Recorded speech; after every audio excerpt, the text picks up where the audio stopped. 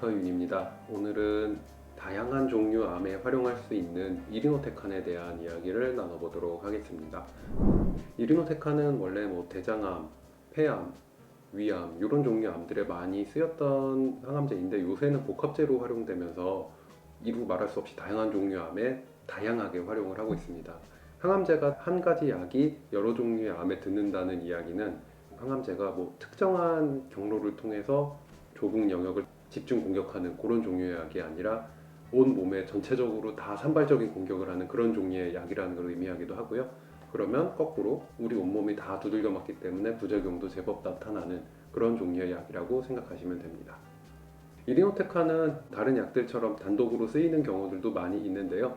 요즘에는 다른 약과 보통 섞어서 병용요법으로 사용하는 경우가 많습니다. 시스플라틴이랑 두 가지를 교대로 든다든지 폴피리나 폴피리녹스처럼 아예 이름 붙어 있는 세트 메뉴들이 있어요. 그런 식으로 투여하는 경우가 단독보다는 폴피리나 폴피리녹스 사용이 훨씬 많다고 보시는 게 좋습니다.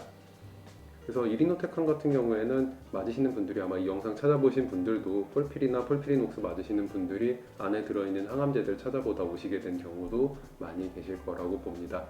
특히 폴피리나 폴피리녹스에 들어있는 약 중에서는 이리노테칸이 가장 부작용이 세고 주의해야 될 점도 많은 그런 약이기 때문에 환자 입장에서는 이게 핵심 약제가 아닐까 싶습니다.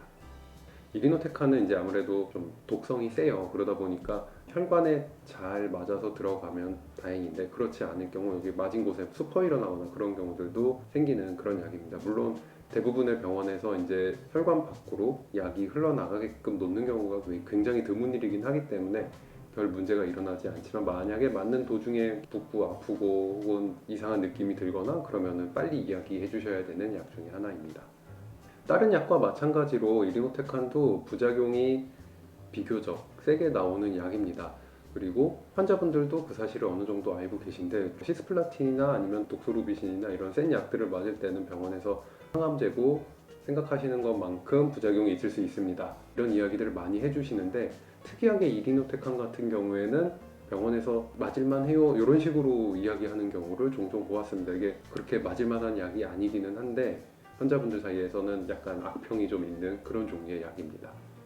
병원에서 이렇게 얘기하는 게 이해가 전혀 안 되는 부분은 아닌 게 이리노테칸 자체의 부작용이 다른 무시무시한 약들에 비해 월등히 더 세다 그런 것까지는 또 아니거든요. 그리고 이리노테칸을 맞는 게 다른 약이랑 섞어 맞기 때문에 조금 더 힘든 부분도 있어서 그런 게 아닐까 싶고 또 이리노테칸을 맞을 때쯤이면 처음부터 이제 폴피리나 폴피리녹스 쪽으로 잡고 가는 질환들이 있는데 그런 게 아닌 경우 이리노테칸 들어가는 경우는 딴 거 하다가 안 돼서 넘어온 경우 아니면은 암 기수가 너무 높아서 처음부터 강력한 치료가 필요할 경우 이럴 때 들어가기 때문에 환자분 몸 상태가 좋지 않을 때 맞게 될 확률도 높은 약이에요. 그래서 병원에서 생각하는 것보다 조금 더 큰 부작용들이 나타날 가능성도 있다 이렇게 생각해 주시면 되겠습니다. 이리노테칸의 가장 흔한 부작용은 설사, 구토, 복통 이런 위장관 계통의 문제입니다. 그래서 구토 같은 경우에는 항구토제들이 잘 나와 있어서 주사 맞기 전에 한번 맞고 이 주사를 맞는 경우들도 많아요. 요새는 거의 루틴하게 세트로 들어가는 경우도 많이 봤고요. 그래서 구토 부분은 어느 정도 많이들 잡히긴 하셨는데 그럼에도 불구하고 맞고 나서 이제 지속적인 오심구토에 시달리시는 분들도 계시고요. 그리고 설사 같은 경우에는 거의 빠짐없이 일어나는 것 같아요.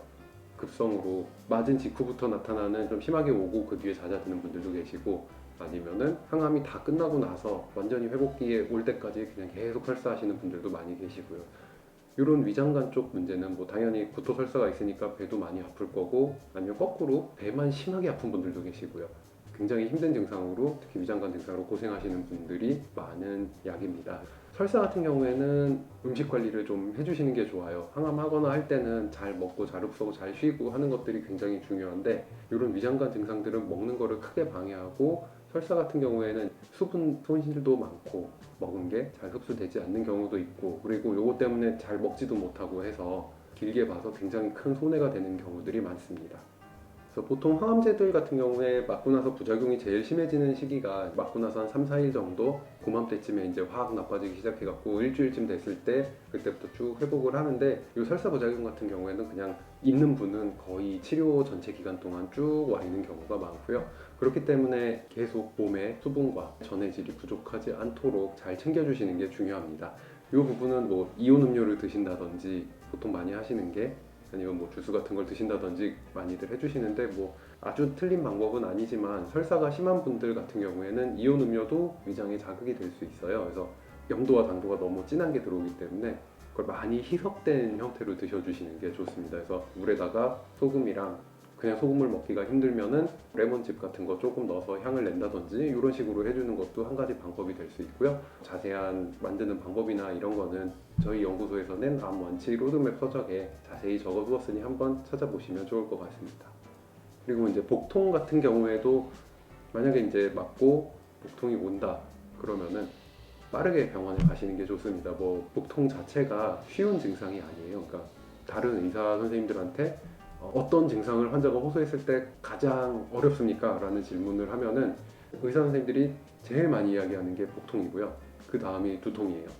배가 살살 아프더라도 하루 종일 아프고 그게 일주일씩 아프면 정말 힘들어요. 잠도 못 자고 계속 배가 아프니까 못 먹고.